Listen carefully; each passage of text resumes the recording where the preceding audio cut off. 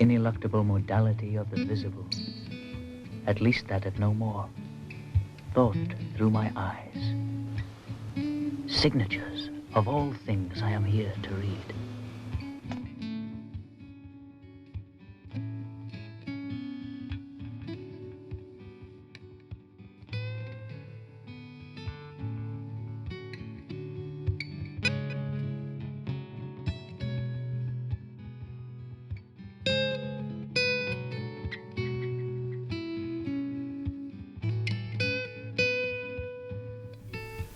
With me, the thought is always simple. Welcome to the Omphale's Cafe, and what better place than simplicity to begin this third video on the subject of James Joyce's monumental, and as I said in video 2, monumentally misunderstood classic, Ulysses. I've titled this one James Joyce's Ulysses, Awakening to the Wonder, and the intention is to set it pretty much against everything you've heard and read to date concerning Joyce's masterwork. It's no small task, I admit, but one that needs a voice, especially in this day and age, however awkward mine might be. Now, if you're new to this whole Omphale's Cafe thing, both in my blog at omphallescafe.com and my videos on the subject, I've summarized the two diametrically opposed readings of Ulysses with Bloomsday is for the masses, Dedalusday is for the few. Dedalusday being a term coined here, and considering both the readership of my blog and number of video views, most definitely for the few indeed.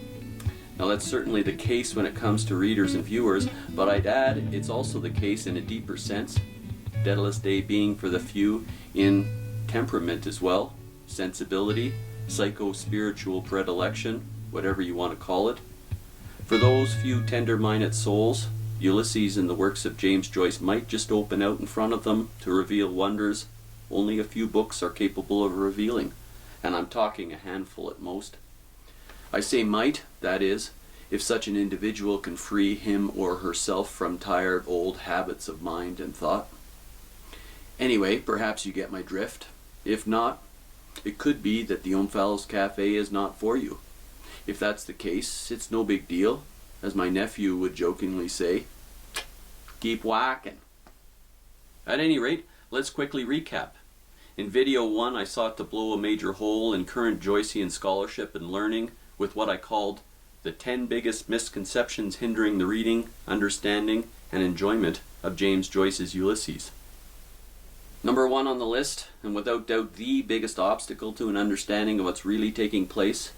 What's more, running counter to just about everything you're going to hear and read concerning Ulysses was the plain and simple, a working familiarity, knowledge, understanding, or even awareness of Homer's Odyssey or the Latinized version Ulysses is not a prerequisite for the understanding and enjoyment of James Joyce's Ulysses. Now, anyone with a passing familiarity with the book will no doubt be at least mildly surprised at such a bizarre statement. For example, commenting on my first video, a guy named Owen wrote, "This is the most ludicrous video I've ever seen." Well, that's eloquently put, Owen. I mean, who could argue with that? Wikipedia informs us that Ulysses chronicles the peripatetic appointments and encounters of Leopold Bloom in Dublin in the course of an ordinary day, June 16, 1904. It goes on to explain that Ulysses is the Latinized name of Odysseus, the hero of Homer's epic poem Odyssey, and the novel establishes a series of parallels between the poem and the novel, with structural correspondences between the characters and experiences of Leopold Bloom and Odysseus, Molly Bloom and Penelope, and Stephen Dedalus and Telemachus. Wow, it's quite the mouthful, but then as currently understood, it does pretty much sum the book up, doesn't it? Hence the deep-rooted connection between Bloomsday and the whole Homeric parallel thing. But, and this should be on a banner over the door outside the Omphale's Cafe, does mass belief make it so? Which brings me to my second video, my 6 tips for better reading, understanding, and enjoying James Joyce's Ulysses, where I attempted to turn the spotlight away from Bloom onto James Joyce's alter ego, Stephen Dedalus. Now, Stephen's a character that gets surprisingly short shrift from the world of Joycean scholarship after A Portrait of the Artist as a Young Man. It's no surprise, really, but the irony is that Joyce knew that would happen. He experienced it himself and even wrote about it, Where, you ask? In the very first episode of Ulysses. That's where. As the book opens, Joyce's 23-year-old autobiographically fictional self is sharing lodgings in the Martello Tower with Buck Mulligan, an exuberantly irreverent medical student, clever, witty, and mocking, and a guy named Haynes, an Oxford literary major visiting Ireland to study its literature past and present. Now, Haynes is a decent sort. The only problem is, although he might turn out to be a grand scholar, that doesn't change the fact that he's as thick as a brick when it comes to the real future of Irish literature, and in fact English and world literature, namely the Stephen Dedalus standing right before him. Their conversations are stilted and at cross purposes, and Haynes, while fascinated in an unsettled manner by Stephen's observations and theories on just about everything, is in no way equipped to recognize the future master, and may I add, budding Western Buddha to be. In short, while undoubtedly intelligent, Haynes lacks the necessary insight. That is, while no doubt becoming learned in books, ideas, and theories, he's clueless when it comes to life. As a result, he's completely incapable of fathoming Stephen's depths and how far out from the norm Stephen has already journeyed. Sea spawn and sea wrack, the nearing tide, that rusty boot. Shut your eyes and see.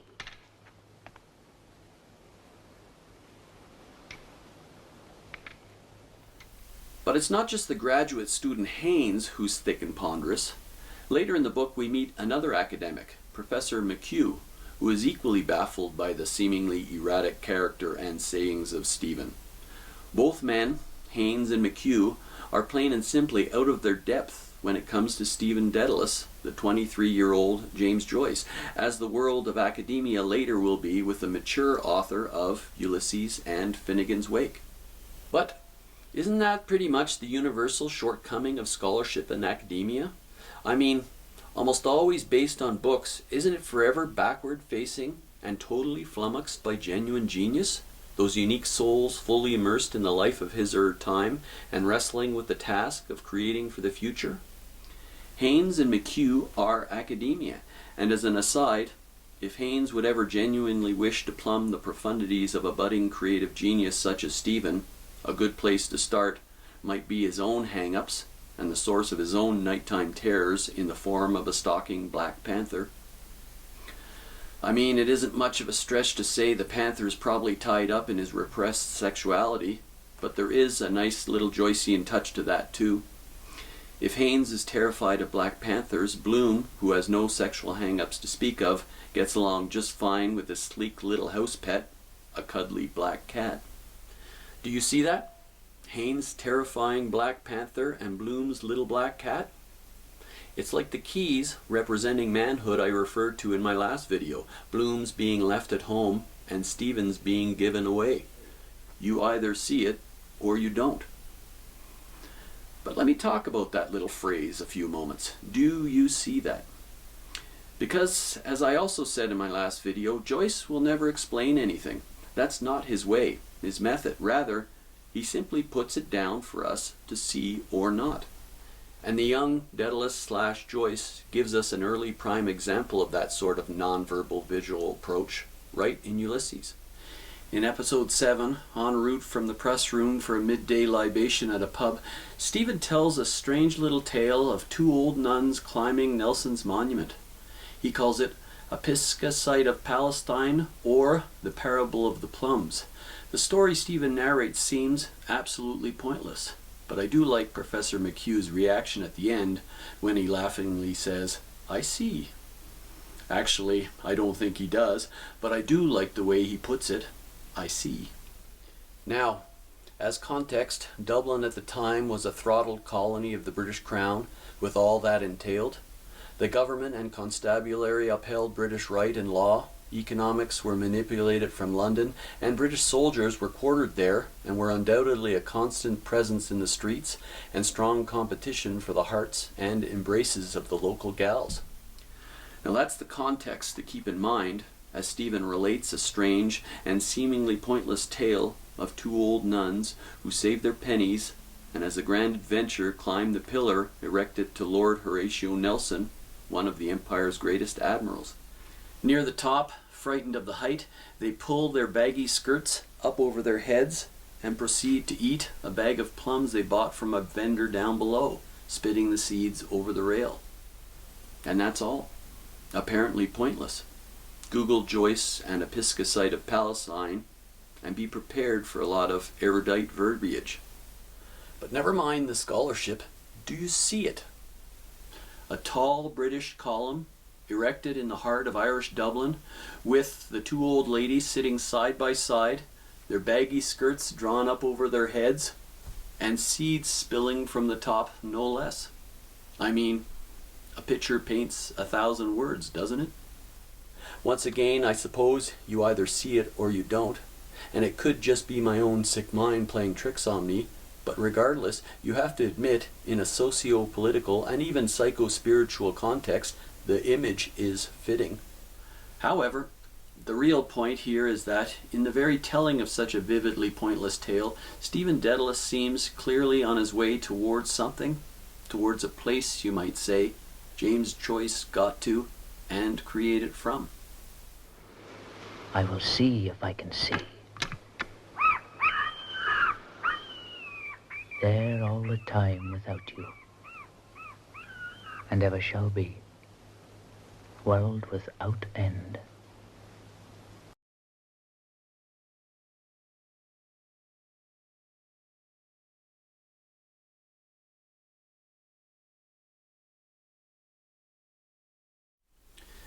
Which brings me finally to the heart of the matter, Dedalusday and James Joyce's / Stephen Dedalus's awakening to the wonder. You want books to read to prepare you for James Joyce and Ulysses? I'll give you a handful. Rather than Homer or Hamlet, a good place to start might be another book mentioned in Ulysses, Goethe's Wilhelm Meister's Apprenticeship. It too is loosely autobiographical, and it too deals with the dilemma of the budding artistic temperament in an indifferent and even scornful world. However, a more contemporary approach to the subject might be Joseph Campbell's The Hero with 1,000 Faces. In it, Campbell traces the stages of the universally recounted archetypal hero's journey, that is, his or her call to adventure, separation or severance from the normal round of day-to-day activity, the trials and challenges undertaken, culminating in a breakthrough, an encounter with whatever in a given culture might represent the ultimate mystery, and lastly, the hero's subsequent return. Why read the hero? Because that's precisely the pathway James Joyce trod, and that's the place James Joyce wrote his two masterworks from, Ulysses and Finnegan's Wake. But what's more, and what we haven't come to understand at all, is that others besides Joyce were doing more or less the same thing at the same time. It just so happens that Joyce got the farthest. Nevertheless, others embarked on the journey too. Listen to Henry Miller writing from that same place in his first published novel, The Tropic of Cancer. On page 1 he sings, "It is now the fall of my second year in Paris. I was sent here for a reason I have not yet been able to fathom. I have no money, no resources, no hopes. I am the happiest man alive. A year ago, 6 months ago, I thought that I was an artist. I no longer think about it. I am. Everything that was literature has fallen from me. There are no more books to be written. Thank God." Very Zen approach to things. Call it whatever you'd like, but Miller attained to something there, a sort of timeless Zen place of body and mind. And significantly, what's almost the first thing he does from that place? He recounts how he got there, the path he took in his Tropic of Cancer, Capricorn, and especially his Rosy Crucifixion trilogy. But you know what? That's exactly what James Joyce did with A Portrait of the Artist as a Young Man and Ulysses. You want others? How about Marcel Proust's In Search of Lost Time? Same thing.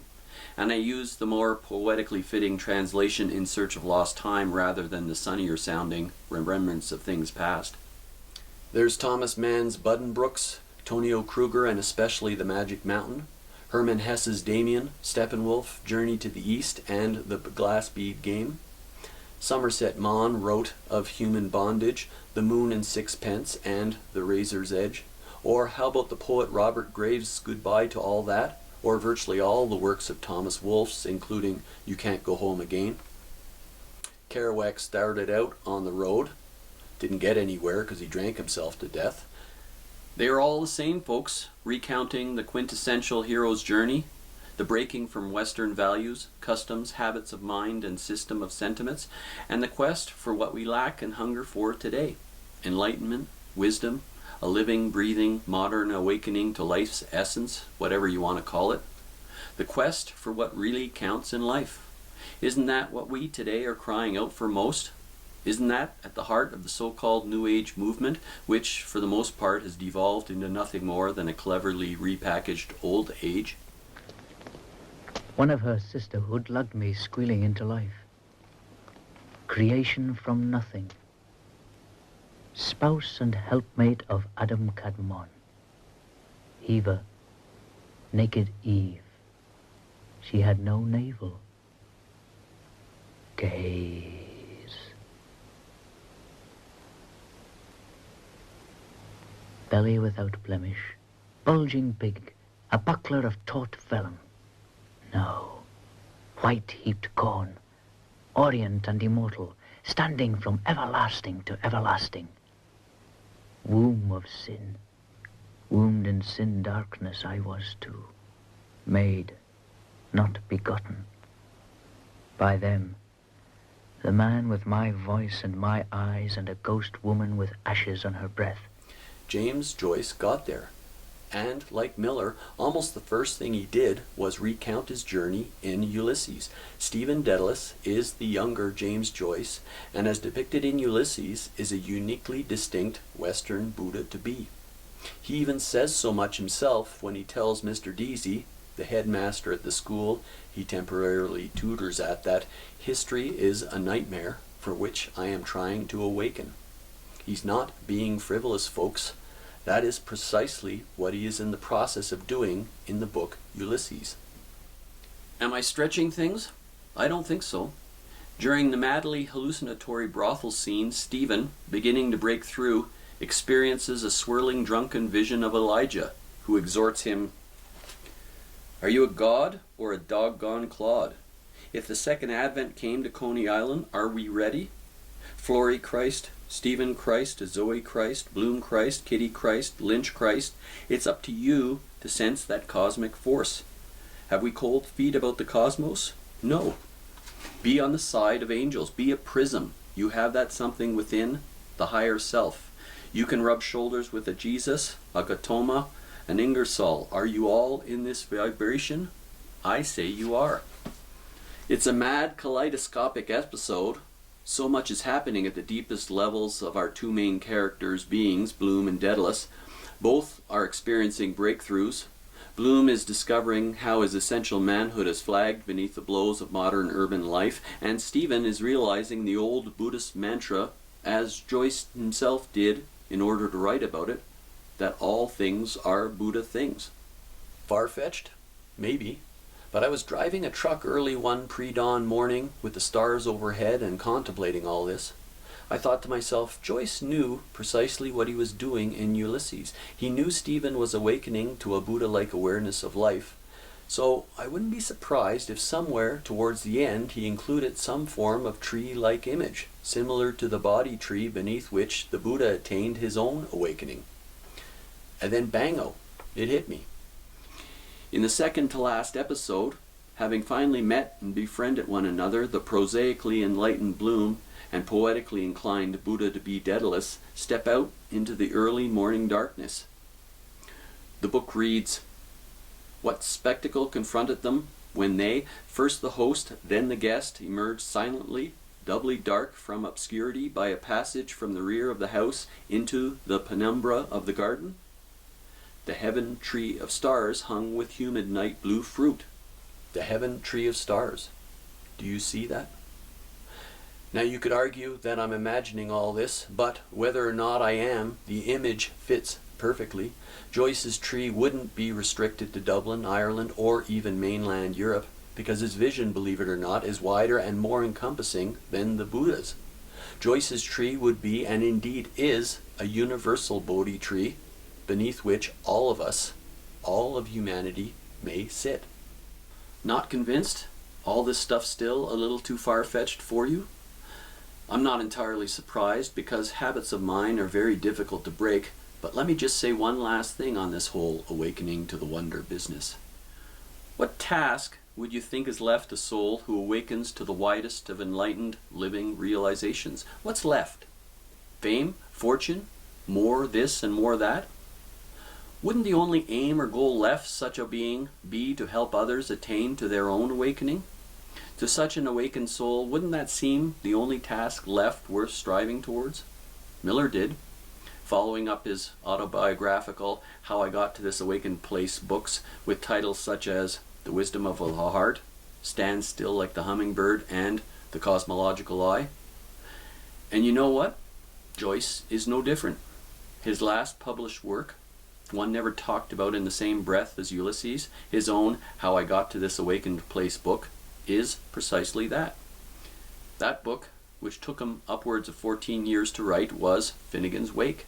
Wake up, Finnegans. All you people trapped in the eternal round of birth and death, finishing and starting again, triumph and defeat, joy and sorrow, good and evil, wake up. It's not about you. Don't get caught up in the idea of yourself or your individuality. Life with a capital L flows beneath the surface of what we've come to understand as our ordinary day-to-day round. Flory Christ, Stephen Christ, Bloom Christ, you Christ, and me Christ. We all have it within us, if only we wake up to that awareness. Tap into that flow, and you too will attain the wisdom of a Jesus, a Gautama. It's right there beneath our noses, if only we awaken to it. So that's it. If you're still here and haven't fallen over laughing at the lunacy of it all, thanks for visiting the Umphala's Cafe. The point I've tried to get across in these 3 videos is that Ulysses and James Joyce are so much more than academics are capable of fathoming. So much more for you, and for me, and for humanity in general. If we manage to make it there, I'm totally convinced that in 500 years people will still be marveling at the breakthrough achieved by an obscure Irishman in the early dawning of the truest of new ages. What breakthrough, you ask? Well, nothing less than the long-anticipated awakening of humans from our 10,000-year apprenticeship of history into the realization of the oneness and unity of all life throughout the universe. If we manage to make it there, that is. Anyway, thanks again, and we'll see you next time when I attempt to replace the Buddha's outdated 4 Noble Truths with what I humbly call the Umphala's Cafe's 4 Noble Truths. And as the old saying goes, go big or go home. Bye for now.